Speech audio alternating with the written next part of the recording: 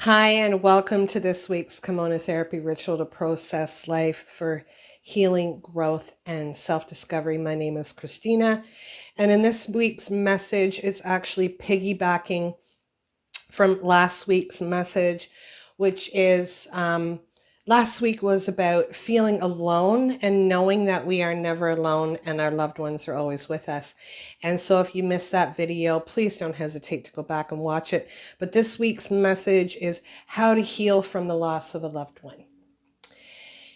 And there have been a lot of people that I know, as well as myself, that have recently lost a loved one, whether it be through a mental health issue or whether it be from natural causes. And what can happen is the grieving process can be very difficult indeed.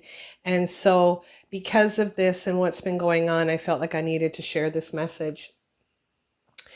So this is about how to heal from the loss of a loved one, but something that I want you to understand is that I have the ability to communicate with spirit, and they do come across and they do send messages, and that assists us in our healing journey. So just as an example, I had recently lost a very dear friend of mine due to natural causes. She was a lot older, but she was an absolutely beautiful soul. And one night I was just saying my little prayer, and I said, you know what, if you are present, please give me a sign. And as my eyes were closed and I was doing my little prayer and saying my little thing, I felt something ping me off the top of my nose. And when I opened my eyes, to my dismay, there was this little tiny white feather floating in front of me.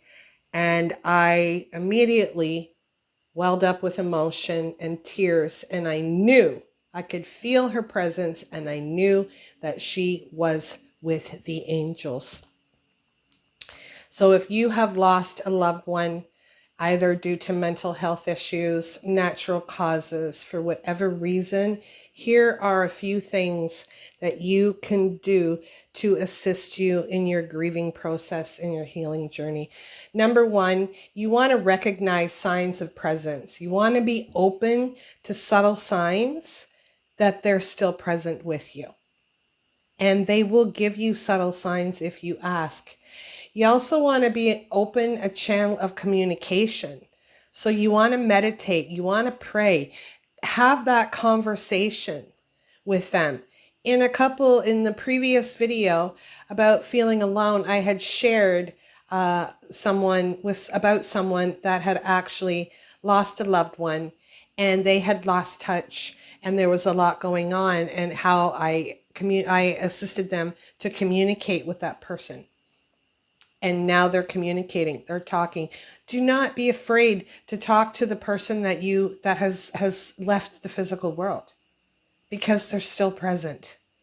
Just because they've passed on doesn't mean they don't exist anymore. They do. So keep that line of communication open. That's going to help with your grieving process. The third thing that you want to do is you want to embrace the healing power of connecting with them. So just keep the line of communication open. It is so important. And the last few things that I want to share about the grieving process and how to heal from the loss of a loved one is you seriously need to seek support and share your feelings. Now is not the time to not talk, to not communicate. Sometimes we want to isolate and we want to go in our little shell. Now is not the time to do it.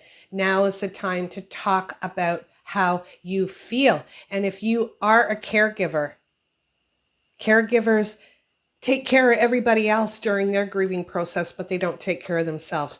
Now is the time for you to take care of yourself as well. Then another thing that you can do is you want to create rituals of remembrances.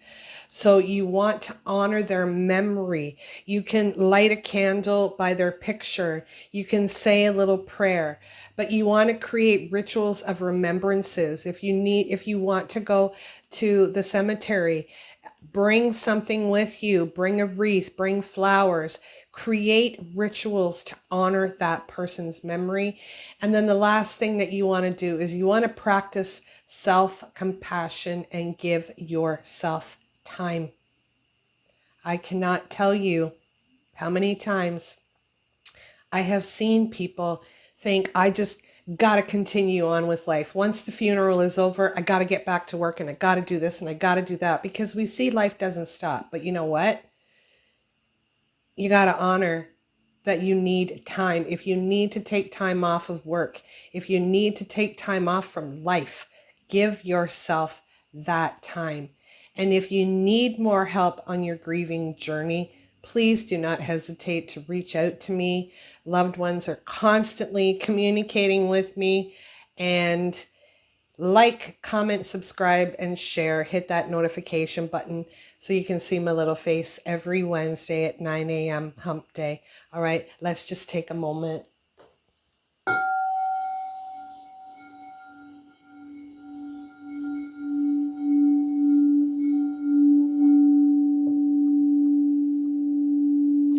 So the bottom line, how to heal from the loss of a loved one. Be gentle with yourself, honor your feelings, and know that they are still with you. All right, take care. Much love. Namaste.